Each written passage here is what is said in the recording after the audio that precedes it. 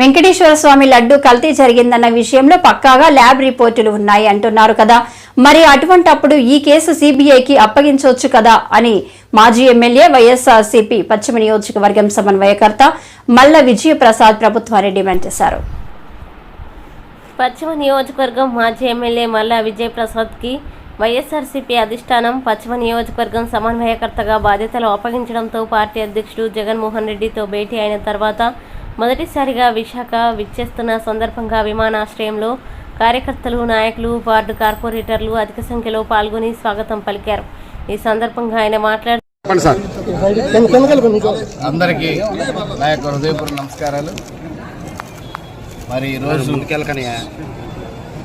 విశాఖపట్నం పశ్చిమ నియోజకవర్గం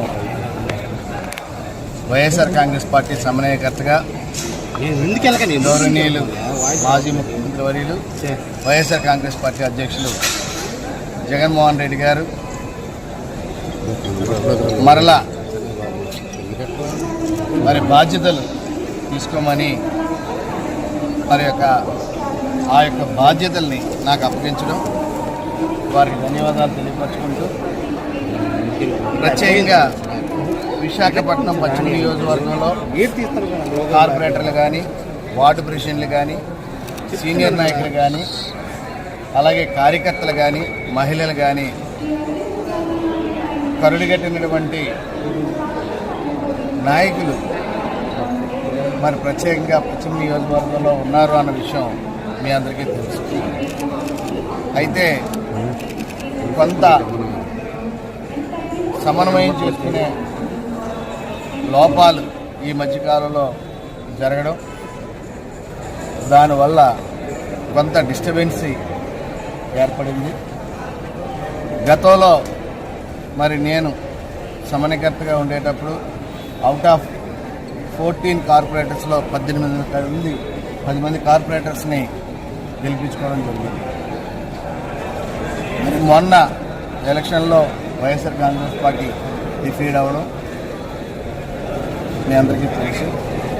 అయితే వచ్చే ఎన్నికల్లో పశ్చిమ నియోజకవర్గం నుంచి తప్పకుండా వైఎస్ఆర్ కాంగ్రెస్ పార్టీ జెండా ఎగరేసే విధంగా ప్రణాళికలు సిద్ధం చేసుకొని అందరినీ సమన్వయపరుచుకొని ఒక తాటి మీద తీసుకొచ్చి యూనిటీగా అందరం కలిసి పార్టీ బలోపేతానికి ప్రత్యేకంగా ప్రజలకు చేరువయ్యే విధంగా మరి ఏదైతే ఈరోజు ప్రభుత్వం సూపర్ 6 అని చెప్పి మరి అధికారంలోకి వచ్చారో, అధికారంలోకి వచ్చి 4వ మాసం అవుతుంది. మరి ఇప్పటివరకు కూడా వారు అనుకునేవి ఏది కూడా నెరవేర్చలేనటువంటి పరిస్థితులు ఉన్నాయన్న విషయం ప్రజలకు తెలియజేయాలి. ఎందుకంటే ఏదైనా మేనిఫెస్టోలో అధికారంలోకి వచ్చే ముందు ఏదైతే చెప్పారో మరి ఆ మేనిఫెస్టోలో ఉన్నవన్నీ కూడా ప్రజలకి చేరదీసే బాధ్యత ప్రతిపక్షం మీద ఉంటుంది అన్న విషయం మీ అందరికీ తెలుసు. తప్పకుండా ప్రజల పక్షాన్ని నిలబడి ప్రజలకి న్యాయం చేసే విధంగా, న్యాయం చేకూర్చే విధంగా మీ అందరం కలిసి మరి ప్రజల పక్షాన ఉండి ప్రజలకి అన్ని సంక్షేమ పథకాలు వచ్చే విధంగా చూస్తామని చెప్పి ఈ సందర్భంగా తెలియపరుచుకుంటూ మీ అందరికీ తెలుసు మరి ఇప్పుడు ఉన్నటువంటి ప్రభుత్వం వాళ్ళు చేయలేనటువంటి పనులు దాన్ని తప్పుదో పట్టించే విధంగా ఈరోజు ఎవరు ప్రశ్నించుకుంటా, ఎవరు ముందుకు రాకుండా వాళ్ళు బ్రహ్మాండమైనటువంటి పరిపాలన సాగిస్తున్నాం అనే ఒక బిల్డప్ని ఇస్తూ మరి ఈ మధ్య ప్రజల మధ్యకి వస్తున్నటువంటి విషయం మీ అందరికీ తెలుసు. అంటే ఈ మధ్య అతి పవిత్రమైనటువంటి వెంకటేశ్వర స్వామి ఒక్కటైతే నేను చెప్పగలను, ఇది అతి పవిత్రమైనటువంటిది. ప్రపంచంలోనే అనేక మంది భక్తులు ఉన్నటువంటి దేవాలయం వెంకటేశ్వర స్వామి దేవాలయం. అలాంటి వెంకటేశ్వర స్వామి దేవాలయంలో అపవిత్రత అని ఒక ముఖ్యమంత్రి స్థాయిలో మాట్లాడడం చాలా బాధాకరమైనటువంటి విషయం. మరి అనేక మంది మాట్లాడుతున్నారు, అనేక రకాలుగా చెప్తున్నారు, మీరు కూడా వివరణలు ఇస్తున్నారు. ఆ రిపోర్ట్ ఉంది, ఈ రిపోర్ట్ ఉంది, అది ఉంది, ఇది ఉంది, ఈవో ఎలా చెప్పాడు, ఈ ల్యాబ్ రిపోర్ట్ ఉంది, ఆ ల్యాబ్ రిపోర్ట్ ఉందని చెప్పి అనేక మందిని కన్ఫ్యూజన్ చేస్తూ భక్తుల మనోభావాలను దెబ్బతీసే విధంగా వ్యవహరిస్తున్నటువంటి ప్రభుత్వం సూటిగా ఒకటే చెప్తున్నారు, రైట్, సిబిఐ ఎంక్వైరీకి మీరు ఎందుకు ఒప్పుకోవట్లేదు? స్వలాభం కోసం చంద్రబాబు తిరుమల లడ్డు ప్రసాదం కల్తీ అని ప్రకటన చేశారని మాజీ మంత్రి ఆర్కే రోజా మండిపడ్డారు. తిరుపతి లడ్డు వ్యవహారంలో సుప్రీంకోర్టు తీర్పుపై మాజీ మంత్రి రోజా కీలక వ్యాఖ్యలు చేశారు. సిట్ విచారణ మొదటి నుంచి తాము వ్యతిరేకిస్తున్నామన్నారు. సుప్రీంకోర్టు సరిగ్గా విచారణ చేస్తే చంద్రబాబు అబద్దాలు బయటకు వస్తాయని అన్నారు. సీఎం స్థాయిలో ఉండి విచారణ చేయకుండా, సాక్ష్యాధారులు లేకుండా లడ్డూపై ప్రకటన చేశారు. వైఎస్ జగన్మోహన్ రెడ్డిని ఇబ్బంది పెట్టాలనే ఇలా చేశారని పేర్కొన్నారు. సిట్ను హడావిడిగా ఏర్పాటు చేశారు. ఈ సిట్పై తమకు నమ్మకం లేదన్నారు. ఇదివరకే చంద్రబాబు తీర్పు ఇచ్చిన నేపథ్యంలో డీఐజీ స్థాయి అధికారితో సిట్ వల్ల నిజాలు బయటకు రావు, సీబీఐకి ఇవ్వాలని తాము కోరుతున్నామని చెప్పారు. సిట్టింగ్ జడ్జి పర్యవేక్షణలో ఈ విచారణ జరగాలని కోరారు. చంద్రబాబు నాయుడు తన స్వలాభం కోసం పవిత్రమైన తిరుపతి లడ్డు మీద నింద వేసి ఈరోజు శ్రీవారి భక్తులందరి మనోభిప్రాయాల్ని దెబ్బతీశాడు. సో మళ్లీ ఆ భక్తుల మనోభిప్రాయాల్ని పునరుద్ధరించాలని, దానికి సుప్రీంకోర్టు కలుగజేసుకుని ఇది విచారించి నిజానిజాలు తెలపాలని మొదటి నుంచి మేము కోరుకుంటూనే ఉన్నాం. ఈరోజు సుప్రీంకోర్టు ఈ కేసుని మరి స్వీకరించడం జరిగింది. ఈ కేసులో సుప్రీంకోర్టు కనుక కరెక్ట్ గా విచారిస్తే చంద్రబాబు నాయుడు అన్కో చేసిన అబద్దాలు ఖచ్చితంగా బయటకు వస్తాయి. ఎందుకంటే మీరే చూశారు, చంద్రబాబు నాయుడు లాంటి వాళ్ళు ఒక సీఎం స్థాయిలో ఉండి తప్పు జరిగిందా లేదా అని విచారణ చేయకుండా, ఎటువంటి సాక్ష్యాధారాలు లేకుండా కేవలం జగన్మోహన్ రెడ్డి గారిని టార్గెట్ చేయాలి, ఆయన మీద నింద వేయాలి, ఆయన్ని హిందువులకి దూరం చేయాలన్న ఒక దురుద్దేశంతోనే ఈ యొక్క కామెంట్ చేశాడు అనేది స్పష్టం కాబోతుంది. ఎందుకంటే ఈరోజు సుప్రీంకోర్టు ఈ కేసు తీసుకునేంత వరకు, ఆ డేట్ అనౌన్స్ చేసేంత వరకు సిట్ వేయనే లేదు. అంటే ఉన్నత స్థాయి విచారణ ఎక్కొట్టాలి, ఉన్నత స్థాయి విచారణ జరిగితే తాను చెప్పిన అబద్దం బయటపడుతుందన్న భయంతో సిట్ ని హడావిడిగా ఏర్పాటు చేయడం మనం అందరం కూడా గమనించాలి. మొదటి నుంచి మాకు సిట్ మీద ఎందుకు నమ్మకం లేదు అంటే, తన పరిధిలో ఉన్న సిట్ ని చంద్రబాబు నాయుడు వేస్తే ఆల్రెడీ తను ఒక జడ్జిమెంట్ ఇచ్చేశాడు కాబట్టి దానికి లోబడే అధికారులు అబద్దాలు మాట్లాడతారు, నిజాలు చెప్పరు. ఎందుకంటే ఈరోజు సిట్ లో వేసిన అధికారి అడిషనల్ డీజీ, ఆయన కన్నా పెద్ద ర్యాంక్ లో ఉన్న టీటీడీ ఈఓ, మరి ఐఏఎస్ ఆఫీసరు మొదట మాట్లాడిన స్టేట్మెంట్ కి చంద్రబాబు నాయుడు గారు అబద్దం చెప్పిన స్టేట్మెంట్ తర్వాత మాట్లాడిన దానికి తేడా చూస్తేనే ఈ సిట్ అనేది సిట్ అండ్ స్టాండ్ కి తప్ప దేనికి పనికిరాదనేది అర్థమైంది. అందుకే మేము మొదటి నుంచి అడిగాము, సుప్రీంకోర్టులో విచారణ జరగాలి, సీబీఐకి డైరెక్షన్ ఇచ్చి విచారిస్తే ఖచ్చితంగా మత కల్లోలాలు సృష్టించాలనుకున్న చంద్రబాబు నాయుడు అన్కో అందరికీ కూడా బుద్ధి చెప్పే అవకాశం దొరుకుతుందని. సో ఈరోజు విచారణ స్టార్ట్ అయింది. దీన్ని సీబీఐకి అప్పచెప్పి సిట్టింగ్ జడ్జి పర్యవేక్షణలో మరి విచారణ జరిగితే ఖచ్చితంగా హిందువుల మనోభిప్రాయాల్ని గౌరవించిన వాళ్ళమవుతాం, పునరుద్ధరించిన వాళ్ళమవుతాం. లేకపోతే చంద్రబాబు నాయుడు వేసిన ఈ నింద పవిత్రమైన లడ్డూని తినాలా వద్దా, దీంట్లో కలిసిందా లేదా అన్న అనుమానంతోనే భక్తులందరూ కూడా ఈరోజు లడ్డూ తినకుండా వెళ్లిపోతుంటే ఒక తిరుపతి అమ్మాయిగా చాలా బాధేస్తుంది. ఈ రోజే అలగర్ కోయిల్ మదురై దగ్గర మరి దక్షిణ తిరుమల చాలా పవిత్రమైన టెంపుల్, ఇక్కడ భగవంతుడిని కోరుకున్నాను, ఖచ్చితంగా సుప్రీంకోర్టు ఇన్వాల్వ్ అయి ఈ కేసుని విచారించాలి.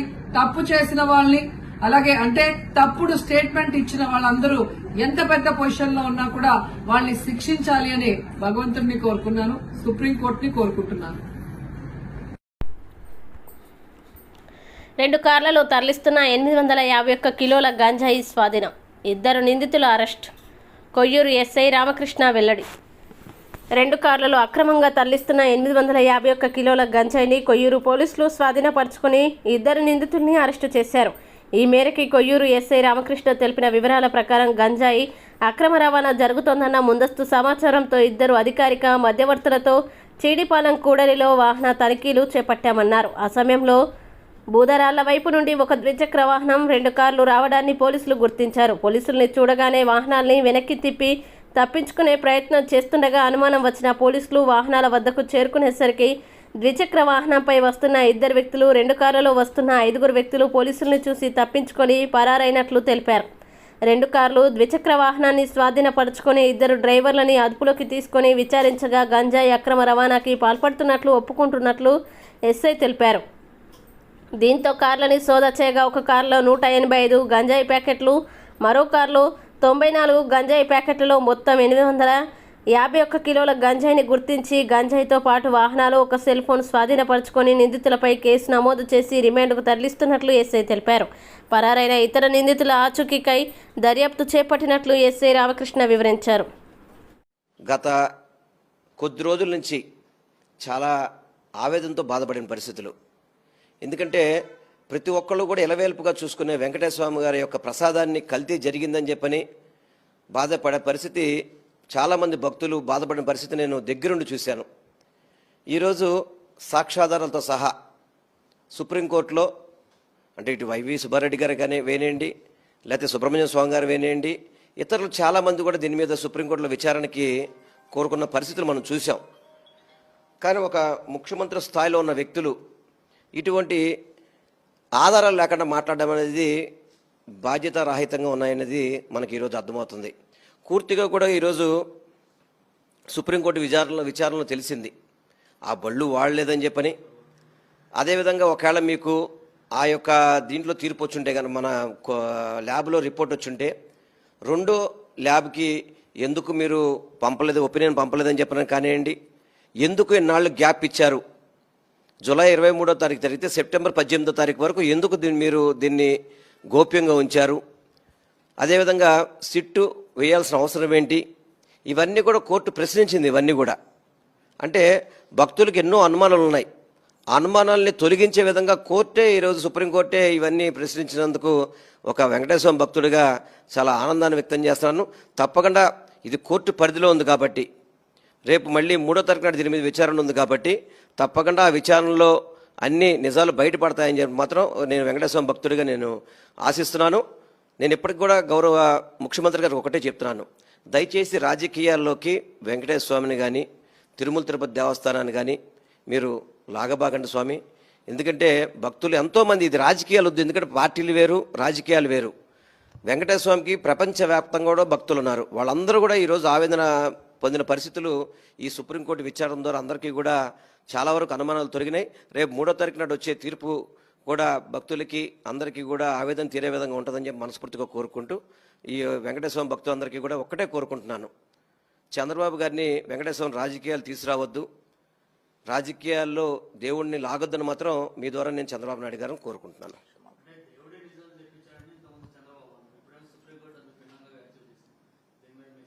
నేను ఒకటే చెప్తున్నా సార్, ఇప్పుడు నేను దేవుడిని రాజకీయాల్లో ఏ వ్యక్తి కూడా వాడకూడదు, అది చాలా తప్పు. కలియుగ దైవం వెంకటేశ్వర స్వామి, ఆయన అనునిత్యం కూడా అందరినీ చూస్తుంటాడు. అటువంటి దేవుడి ప్రసాదాల మీద రాజకీయాలు చేయకూడదు అనేది మా ఆవేదన కూడా. అందుకనే నేను మొన్న కానీ అంతకుముందు కానీ చెప్పింది కూడా అదే, నేను భక్తులు మనోభావాలు దెబ్బతీస్తే కనుక ఏ వ్యక్తి అయినా సరే క్షమాపణ చెప్పాలి అని చెప్పని. ఎందుకంటే ఒక రాజ్యాంగబద్ధ పోస్టులో ఉండి ముఖ్యమంత్రిగా ఉంటూ నివేదికలకు సరిగ్గా చూడకుండా, చర్యలు తీసుకోకుండా, తప్పుడు ఆరోపణలు చేసి ఎంతోమంది భక్తులకి ఆవేదనకు గురి చేసిన ముఖ్యమంత్రి గారు మాత్రం వెంకటేశ్వర భక్తులందరికీ కూడా క్షమాపణ చెప్పాలని చెప్పి మాత్రం నేను మనస్ఫూర్తిగా కోరుకుంటున్నాను. ఇది నేను పార్టీకో దేనికో నేను సంబంధించిన విషయం అయితే కాదు. ఒక వెంకటేశ్వర భక్తుడిగా నేను మాట్లాడుతున్నాను. తప్పకుండా రేపు కోర్టు తీర్పు వచ్చిన తర్వాత దాన్ని ఏ విధంగా మాట్లాడాలన్నది కూడా తప్పకుండా మీతో మాట్లాడతాను. నేను అందరితో కూడా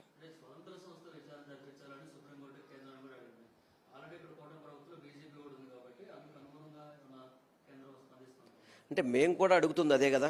మేము కూడా ఇప్పుడు ఒక రాష్ట్ర ముఖ్యమంత్రిగా వ్యాఖ్యలు చేసినప్పుడు వాళ్ళ తరపున సిట్ అని చెప్పి వ్యవహరిస్తే దాంట్లో నిజాలు బయటకు వచ్చే పరిస్థితి ఉండదు. కాబట్టి మొట్టమొదటి నుంచి మేము కోరుకునేది కాబట్టి సుప్రీంకోర్టు సిట్టింగ్ జడ్జితో కావచ్చు, ఒక స్వతంత్ర సంస్థలతో కావచ్చు విచారణ జరిపించి భక్తుల యొక్క సినిమాలో 11 హీరోలను పెట్టారు. ఏపీలో 11 పాపులర్. మీ ఫేవరెట్ నెంబర్ అనుకోవచ్చా 11? నా ఫేవరెట్ కాదండి, నాకు అది ఫేవరెట్ నెంబర్ కాదు. నాకు ఇంచుమించు 160, 170 కానీ ఫేవరెట్ నెంబర్. థ్యాంక్ యూ అండి. ఇది ఏం చెప్తాం, లడ్డు మీద ఒకసారి మాట్లాడండి. అది సనాతన ధర్మం గురించి మీరు రోజు ప్రతి వచ్చి మాట్లాడతారని చెప్పి ప్రతి దానికి సమాధానం చెప్తాను. సో ఇంతవరకు ఎక్కడ సో దీని మీద ఇక్కడ ఫ్రాంక్ గా చెప్పాలంటే ఇక్కడ ప్రకాష్ రాజు కొంచెం డౌన్ చేయరా, డౌన్ జగన్మోహన్ రెడ్డి వీళ్ళెవరు కాదండి. మొన్న కళ్యాణ్ బాబు గారు మాట్లాడిన దాంట్లో కూడా